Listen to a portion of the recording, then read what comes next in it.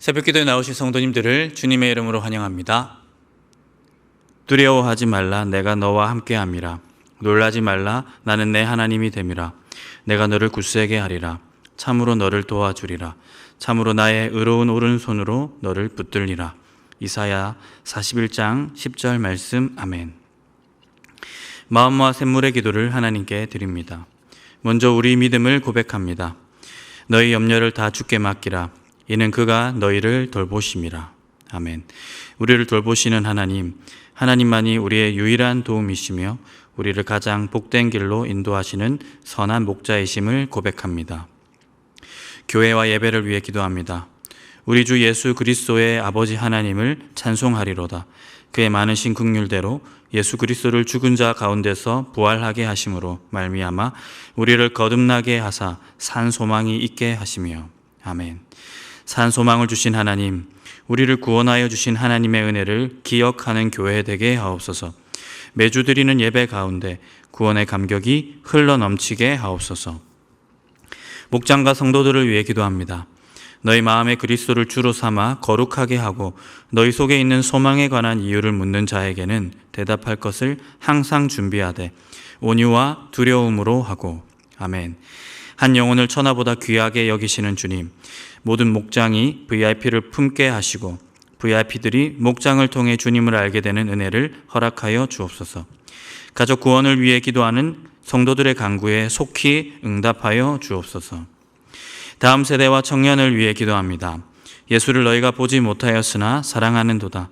이제도 보지 못하나 믿고 말할 수 없는 영광스러운 즐거움으로 기뻐하니. 아멘. 믿음을 주시는 하나님, 다음 세대와 청년들에게 믿음을 선물해 주옵소서. 예수님을 아는 지식이 세상에서 가장 고상한 지식임을 알게 하시고 주님과 동행하는 기쁨을 누리게 하옵소서. 나라와 선교를 위해 기도합니다. 인간의 모든 제도를 주를 위하여 순종하되 혹은 위에 있는 왕이나 혹은 그가 악행하는 자를 징벌하고 선행하는 자를 보상하기 위하여 보낸 총독에게 하라. 아멘. 나라와 열방의 주인이신 하나님, 이 나라의 위정자들이 공의로운 지도자들이 되게 하시고 겸손히 국민을 섬기게 하옵소서. 샘물의 선교사님들을 기억하여 주시고 선교사님들을 통해 복음의 열매가 풍성히 맺히게 하옵소서. 오늘도 우리의 걸음을 책임지시고 인도하시는 예수님의 이름으로 기도하옵나이다. 아멘. 오늘 우리에게 주신 하나님 말씀은 잠언 23장 15절부터 35절까지 말씀입니다. 내 아들아, 만일 내 마음이 지혜로우면 나 곧 내 마음이 즐겁겠고 만일 내 입술이 정직을 말하면 내 속이 유쾌하리라.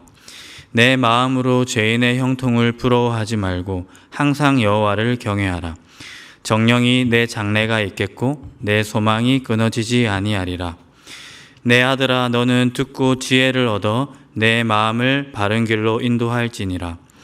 술을 즐겨하는 자들과 고기를 탐하는 자들과도 더불어 사귀지 말라. 술 취하고 음식을 탐하는 자는 가난하여질 것이요 잠자기를 즐겨하는 자는 헤어진 옷을 입을 것임이니라. 너를 낳은 아비에게 청종하고 내 늙은 어미를 경히 여기지 말지니라. 진리를 사되 팔지는 말며 지혜와 훈계와 명철도 그리할지니라. 의인의 아비는 크게 즐거울 것이요 지혜로운 자식을 낳은 자는 그로 말미암아 즐거울 것이니라. 내 부모를 즐겁게 하며 너를 낳은 어미를 기쁘게 하라.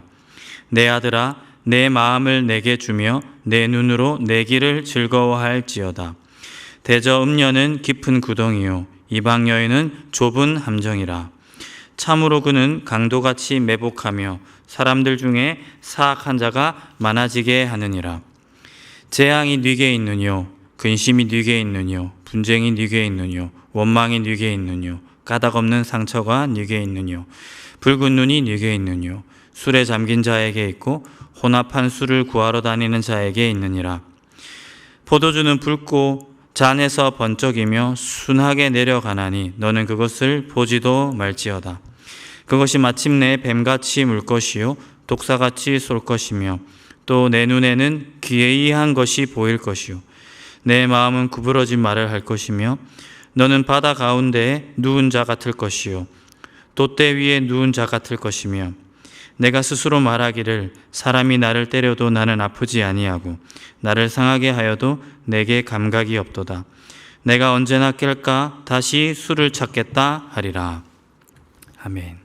오늘 이 새벽에 읽은 말씀으로 시선을 흔드시는 하나님, 시선을 흔드시는 하나님이라는 제목으로 하나님 말씀 전하도록 하겠습니다.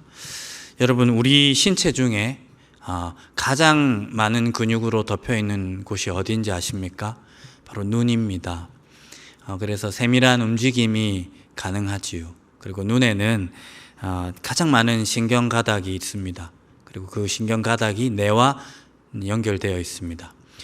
그래서 직접적으로 자기의 의지에 따라서 움직일 수 있고 자기의 의식과 의지가 그대로 눈의 움직임에 반영될 수 있는 것입니다.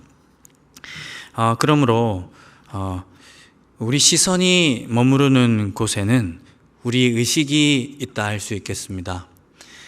그러니까 내가 주목하여 보는 곳에 내가 중요하게 생각하는 부분이 있다 하는 것입니다. 그래서 감히 이렇게 말씀드릴 수 있는 것은 그 사람이 누구인지 알기 위해서는 그 사람이 무엇을 보고 있는가, 어디에 주목하고 있는가를 살피면 그 사람이 누구인지 알 수 있을 것입니다. 잠언 23장과 24장에 아들로 불리는 자가 뚫어져라 집중하고 있는 곳이 있습니다. 주목하고 있는 곳이 있습니다. 자세히 들여다보는 곳이 있다 하는 것입니다. 23장 17절에 나오고 24장 1절에 나오는 내용이기도 합니다. 각각을 한번 이어서 읽어보도록 하겠습니다.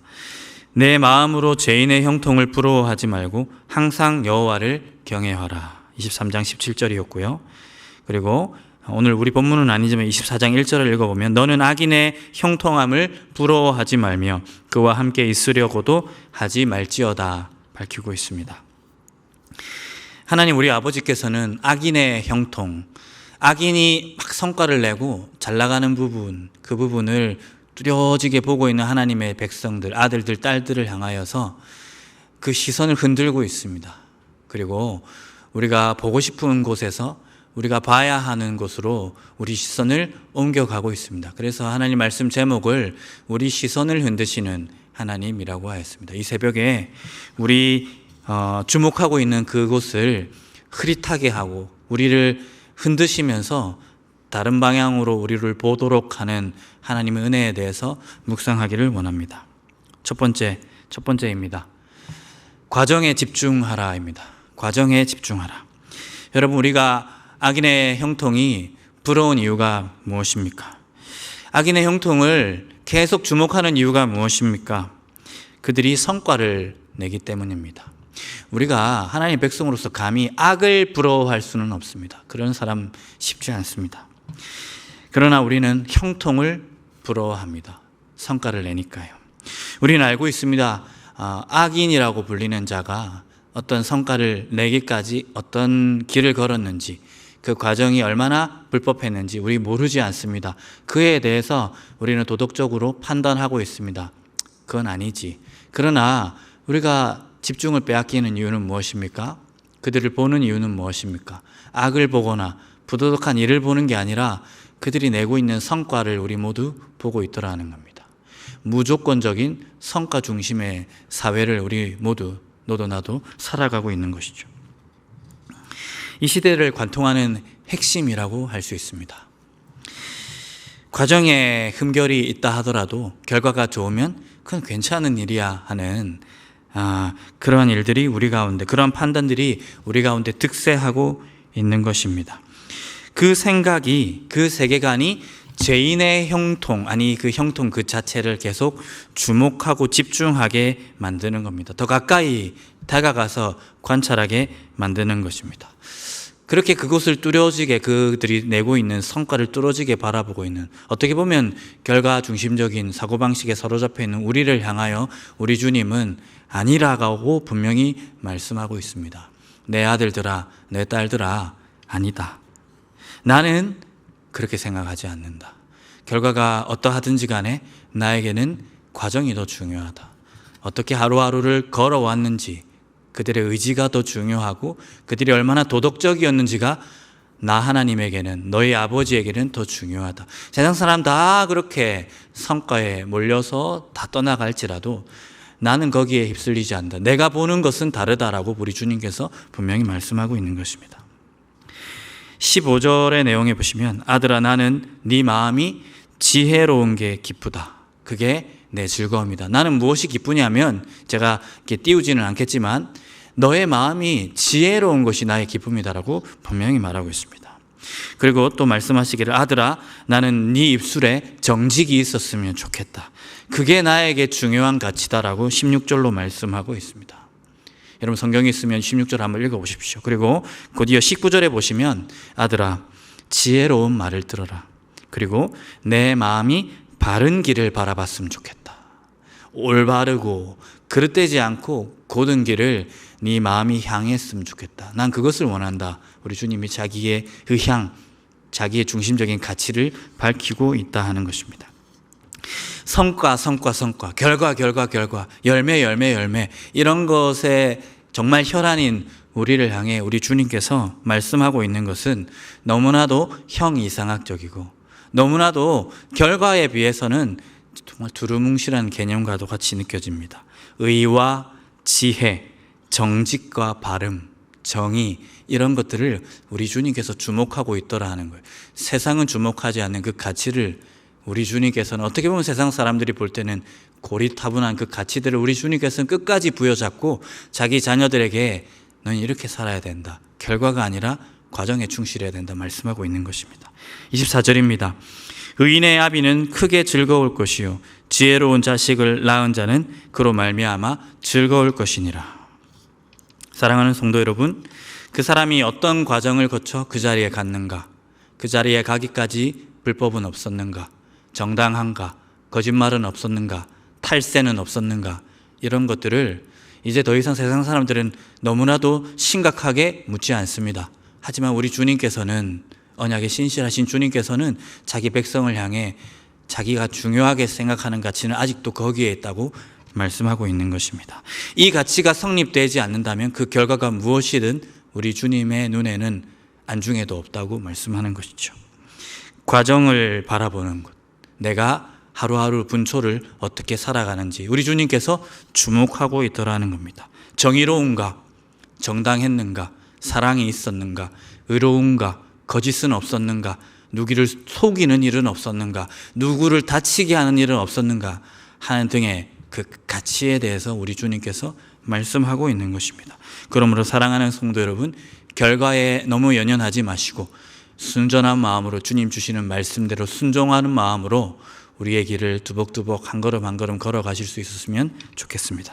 두 번째 주님 바라보라 하시는 것은 온전한 인격자가 되어라 하는 것입니다. 악인의 형통을 뚫어져라 바라보는 아들이 아버지의 만류에도 불구하고 시선을 흐릿하게 하는 주님의 그 의지에도 불구하고 계속 자기가 보던 것을 유지하고 존속하게 될 때 그는 계속 걸어가게 될 것입니다. 더 자세히 보려고 그 악인들의 형통의 자리를 향해 걸어가게 될 것이고 이내 그곳에 도착하여 주저앉고 정주하게 될 것입니다. 그 도착 지점은 도대체 어디입니까? 오늘 우리가 읽은 문맥안에서 한 장소가 나오고 있습니다. 곧 악인들의 연회 자리, 포도주에 취해서 비틀거리는 그 성과에 취한 악인들의 축제의 자리, 고기가 있고 포도주가 있는 자리더라 하는 것입니다. 20절입니다. 술을 즐겨하는 자들과 고기를 탐하는 자들과도 더불어 사귀지 말라. 그 상다리 아래에서 오가는 대화는 무엇일까요? 어디에 투자해야 하는지, 손쉽게 이익을 얻기 위해서 해볼 만한, 잘 안 들키는 불법은 무엇인지, 그리고 그 성과에 취해 자기가 구입한 것을 자랑하기도 합니다. 그리고 욕망이 교차하면서 질투가 일어나고 나도 저 백을 사야겠다, 나도 저 길을 가야겠다, 저 물건을 사야겠다, 천박한 욕망이 득세하는 곳, 그것이 바로 악인들의 형통의 자리이고요. 다른 비유적인 표현으로 포도주로 득세한 향연입니다. 그 자리라 하는 거예요. 거기에서 나오는 주제 중에 하나님이 가치 있게 보는 주제는 하나도 없습니다. 정의로움, 지혜로움, 정직, 진정한 삶의 가치 등은 대화의 주제로, 화제로 나오지 않습니다. 결국 그곳을 찾은 하나님의 백성은 어떻게 될까요? 시선을 빼앗기지 않은 채 계속 자기가 보고 싶은 곳을 봤던 그 사람은, 그래서 이내 걸어가 거기에 주저앉은 사람은 어떻게 되겠습니까? 네, 인격이 상실될 것입니다. 인간 실격, 정체성을 완벽하게 상실하게 될 것입니다. 하나님의 백성의 정체성을 상실하게 될 것이며, 그 가까이 들어가서 그들과 교류함으로 인하여서 더 그랬던 것을 보고 더 굽은 말을 내며 방향 감각을, 모든 감각이 마비된 상태, 인간이 아닌 존재가 될 것입니다. 아마도 이 이유로 인하여서 다니엘은 느부갓네살이 베푸는 포도주 연회의 자리를 거부했던 것 같습니다. 참된 인간으로 존속하기 위해, 야훼 하나님의 백성으로 끝까지 살아내기 위해서 다니엘은 그 왕의 진미와 포도주를 뒤엎었던 것이죠. 31절은 포도주를 언급하면서 그 포도주에 잠식당한 인간의 결국을 33절과 35절로 쭉 소개하고 있습니다. 33절을 제가 먼저 한번 읽어보도록 하겠습니다. 또 내 눈에는 괴이한 것이 보일 것이요 내 마음은 구부러진 말을 할 것이며. 여러분, 취하면 어떻게 됩니까? 제대로 된 것을 보지 못합니다. 모든 시야가 흐려집니다. 그리고 이상한 것들을, 괴이한 것들을 보게 됩니다. 눈은 받아들이는 기관입니다. 인풋이 그릇되게 되면 아웃풋, 그릇된 말이 나올 수밖에 없습니다. 오늘 방금 읽은 33절에 보면 눈이 괴이한 것을 보니 그릇되고 굽어진 것들이 입 밖으로 터져 나오는 것입니다. 인간이 망가지고 있는 모습을 보여주고 있다는 거예요. 34절입니다. 너는 바다 가운데 누운 자 같을 것이요 돛대 위에 누운 자 같을 것이며 하였습니다. 취하면요 공중에 붕붕 떠다니죠. 지면을 디디며 살아간, 더 이상 걸어가지 않아도 될 만큼 자기가 완전 그 성과에 취해버린 상태, 포도주에 취해버린 상태를 뜻할 것입니다. 방향 감각을 완벽하게 상실해버림, 도덕 감각, 정의에 대한 부담, 이런 것들을 완벽하게 상실해버리는 인간으로서 존속하지 않게 되는 괴수와 같은 모습을 보여주고 있습니다. 35절입니다. 내가 스스로 말하기를 사람이 나를 때려도 나는 아프지 아니하고 나를 상하게 하여도 내게 감각이 없도다. 내가 언제나 깰까 다시 수를 찾겠다 하리라. 여러분, 통증이요 참으로 중요합니다.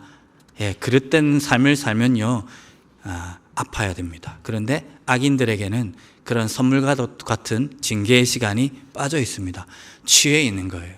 내가 뭘 해도, 불법을 해도 잘 되는 거예요. 그러면 그 인생은 멈추지 않습니다. 성찰하지 않습니다. 인간적 감각이 상실된 자에게는 도덕적으로 살아가야 할 이유가 없어져 버리게 되는 것입니다. 인간이 아닙니다. 불도저 같이 계속 취한 상태, 그 취한 상태를 이제는 유지하기 위해서 더 불법한 것들을 더 향락에 젖어가는 모습을 오늘 본문이 보여주고 있다는 겁니다. 여러분, 이게 우리 시선이 머무르는 곳을 우리가 포기하지 않을 때 일어날 수 있는 인생의 불행이더라는 거예요. 여러분, 멀리서 보면 괜찮아 보이죠. 저기에 어떻게 하면 성과를 낼 수 있는 방법론이 있겠지. 그랬다가 포도주의 자리에 가면 어떻게 됩니까? 인간이 아닌 존재, 괴수와 같은 존재로 되어버린다는 거예요. 느부갓네살이 그렇게 되었던 것처럼 인간이 아닌 존재, 하나님 백성이 아닌 것을 넘어 인간이 아닌 인간 실격의 상태에 다다르게 된다는 겁니다. 우리 주님은 그래서 막아 세우는 거예요. 애초에 보고 있을 때, 야, 계속 거기 볼 거야? 너 진짜 망가져 볼래? 정말 그게 좋아 보여? 그게 내가 너를 이 땅에 태어나게 한 이유니? 이렇게 계속 묻고 있는 거죠. 성과, 결과, 열매, 그것이 목적이 될 때 인간이 이토록 파괴될 수 있다는 것을 포도주의 자리에서 완전히 망가져버린 인간을 한 명 상정하여 보여줌으로 우리 주님께서 우리에게 따끔히 경고하고 있다는 것입니다. 계속 갈 거야, 계속 볼 거야. 웃기지 마. 내가 바라보는 것을 봐. 내 마음에 기쁨이 있는 그 가치대로 계속 살아가렴. 우리에게, 아들들에게, 딸들에게 말씀하고 있다는 것입니다. 세 번째입니다. 마지막으로 주님 바라보는 것은 의로운 결말을 바라보라는 겁니다. 의로운 결말. 여러분, 우리가 신자로서 죄인들의 형통에 집중하고 거기를 바라보는 이유가 무엇입니까? 단순히 부러워서만은 아닙니다. 그것을 보는 이유는 불만이 생기기 때문입니다. 불평이 올라오기 때문입니다. 이 심상이 이제 잠언에는 안 나오지만 같은 주제를 다루고 있는 시편 37편 1절에 분명히 나와 있습니다. 제가 한번 읽어드리겠습니다. 악을 행하는 자들 때문에 불평하지 말며 불의를 행하는 자들을 시기하지 말지니라. 시기라는 단어가 오늘 우리 본문에 나온 것처럼 나옵니다. 부러워서 보는 것이죠. 그런데 37편 1절은 처음 얘기하기를 불평하지 말라 말하고 있는 것입니다. 부러워서 보기도 하지만 실은 아니 하나님 도대체 계십니까? 하나님 정의로우신 심판자이신데 아니 왜 저렇게 과정이 척토록 더러운 자들에게 저와 같은 성과가 임할 수 있단 말입니까? 왜 저들은 득세하고 의인의 자손들은 점점 피말라가는 것입니까? 여러분, 그러한 상황과 장면들을 우리가 근현대사회 혹은 오늘 우리가 살아가는 세상 속에서 거듭 마주하지 않습니까? 그래서 단순히 부러워서 보는 것이 아니라, 부러워서 주목하는 것이 아니라 하나님 도대체 뭐하고 계십니까?